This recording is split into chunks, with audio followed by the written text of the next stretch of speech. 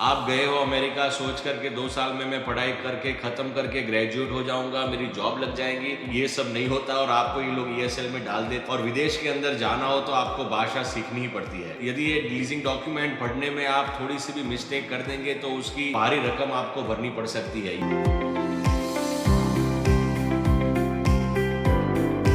विदेश में जाने के लिए भाषा पर कंट्रोल होना बहुत ही जरूरी होता है और विदेश के अंदर जाना हो तो आपको भाषा सीखनी ही पड़ती है। अमेरिका के अंदर जब स्टूडेंट्स जाते हैं तो उनको इंग्लिश लैंग्वेज पर ग्रिप अच्छी नहीं होती तो बहुत सारी डिफिकल्टीज पड़ सकती है। जिन जिन स्टूडेंट्स को विदेश के अंदर जाने का संकल्प है, जिनको पता ही है कि मैं 10वीं 11वीं 12वीं पढ़ने के बाद America, London, England, Australia, New Zealand वगैरह देश के अंदर जाकर मास्टर्स या बैचलर्स करने की इच्छा रखता हूँ, उन सारे स्टूडेंट्स को मैं कहना चाहूंगा कि आप सभी को अभी से यानी कि आज से ही इंग्लिश सीखने की तैयारी शुरू कर देनी पड़ेगी।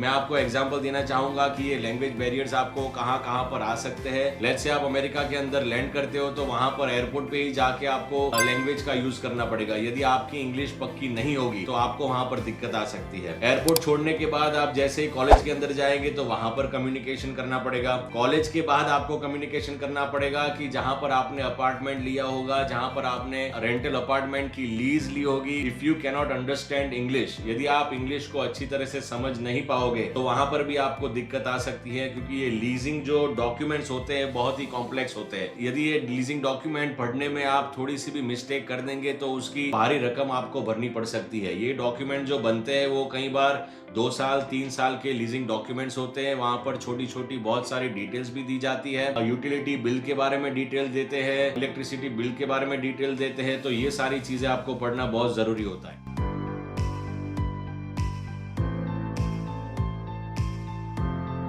सबसे बड़ी दिक्कत तो वहां पर होती है कि यदि स्टूडेंट्स अच्छी तरह से इंग्लिश सीखकर अमेरिका या कोई भी विदेश कंट्री में नहीं जाते तो वहां पर जैसे ही आप कॉलेज के अंदर एडमिशन लेते हो तो सबसे पहले ये लोग आपको एक इंग्लिश का छोटा सा टेस्ट देते हैं। और ये टेस्ट के अंदर यदि आप फेल हो जाते हो या आपके मार्क्स कम आते हैं तो आपके जो प्राइमरी कोर्सेज होते हैं उसको नहीं देने के जगह पर आपको ये लोग ESL यानी English as a secondary language ESL का कोर्स दे देते हैं। और ये कोर्स कई बार 1 महीने का भी होता है, 2 महीने का भी होता है। आई हैव सीन स्टूडेंट्स, मैंने ऐसे स्टूडेंट्स देखे जिन जिन लोगों को 1 से 1.5 साल तक ये ESL का कोर्स करवाते हैं।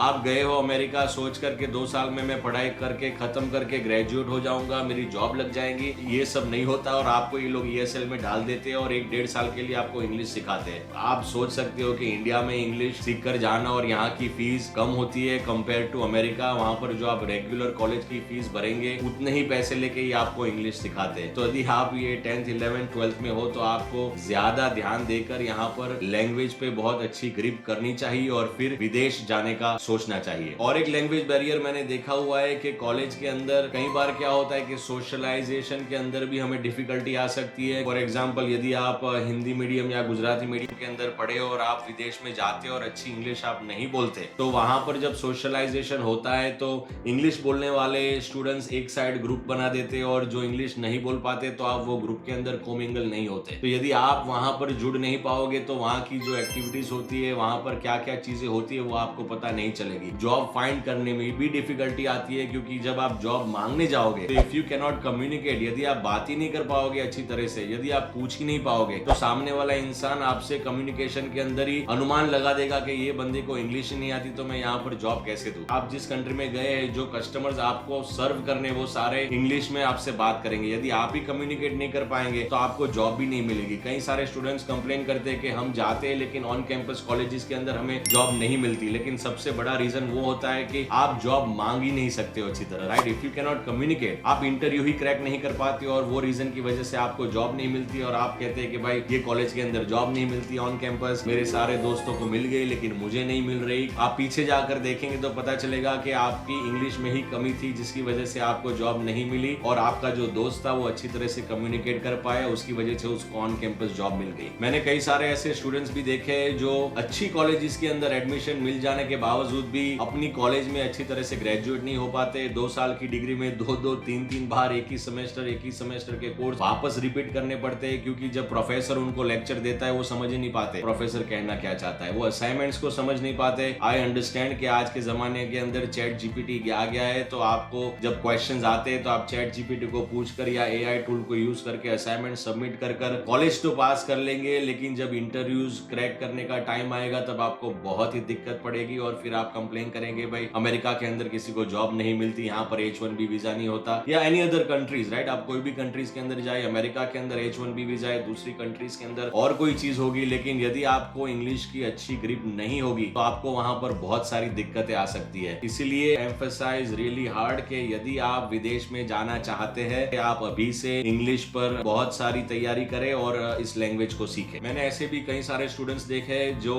पहली बार अमेरिका जाके जॉब ढूंढते हैं। मैं ऐसी जॉब की बात करता हूँ जो साइड में हम करते हैं जब हमारी कॉलेजेस चालू होती है। तो ऐसे कई सारे स्टोर ओनर्स होते हैं जो अब्यूज करते हैं इंडियन स्टूडेंट्स को, या ऐसे कोई भी देसी स्टूडेंट्स को जिनको इंग्लिश नहीं आती, उनको ट्रेनिंग के नाम पर 1-1 महीना, 2-2 महीना, 3-3 महीना बिना सैलरी दिए काम करवाते हैं और कहते हैं जब तक आपको इंग्लिश अच्छी नहीं आएगी तब तक हम आपको कस्टमर के सामने नहीं लाएंगे, आपको कूलर भरने के लिए भेज देंगे, आपको स्टॉकिंग में डाल देंगे, आपसे वेयरहाउसिंग का काम करवाएंगे, ऐसे सारे काम करवाएंगे और जो नॉर्मल सैलरी होती है उससे भी आधी सैलरी देंगे। कहेंगे भी आपको इंग्लिश नहीं आती इसलिए हम आपको कस्टमर के सामने नहीं ले पाते, इसलिए हम आपको जो मार्केट में स्टैंडर्ड सैलरी चल रही है वो सैलरी नहीं दे पा रहे। ये सब क्यों होता है? क्योंकि इंग्लिश नहीं आती। इसलिए मैं बार बार कहता हूँ कि ये लैंग्वेज यदि आप विदेश में जाना चाहते हैं तो इस लैंग्वेज पे जरूर ध्यान देना और इसे जरूर सीखना। देखिए ये तो विदेश है, यहाँ पर कुछ भी हो सकता है, हेल्थ के अंदर भी हो सकता है, फाइनेंशियल भी हो सकता है, या कोई लीगल इश्यूज भी हो सकते हैं। मैंने कई सारे स्टूडेंट्स देखे जो लीगालिटी के अंदर फंस जाते हैं और जब अटर्नी उनको रखना होता है तो if they can not communicate properly, attorney से प्रॉपरली हम कम्युनिकेट नहीं कर पाते, तो हमारी जो सही बात होती है वो वहां पर हम नहीं रख पाते और उस वजह से कई सारी डिफिकल्टीज का सामना करना पड़ता है। ड्राइवर लाइसेंस हम जब लेने जाते हैं तो एग्जाम भी इंग्लिश में होती है और जो ड्राइवर हमारे साथ, जो एग्जामिनर हमारे साथ गाड़ी में बैठता है तो उसके साथ कम्युनिकेशन के अंदर भी मैंने देखा है कि कई स्टूडेंट्स को डिफिकल्टीज आती है, even though they can drive properly, और वो एग्जाम फेल हो जाते हैं क्योंकि वो इंस्ट्रक्शंस प्रॉपरली सुन नहीं पाते कि जो एग्जामिनर है वो आपको क्या कहना चाहता है। इसलिए मैं कहना चाहता हूँ कि यदि आप अब्रॉड में जाकर सेटल होना चाहते हो या पढ़ना चाहते हो तो आपको इंग्लिश लैंग्वेज पर जरूर ध्यान देना चाहिए।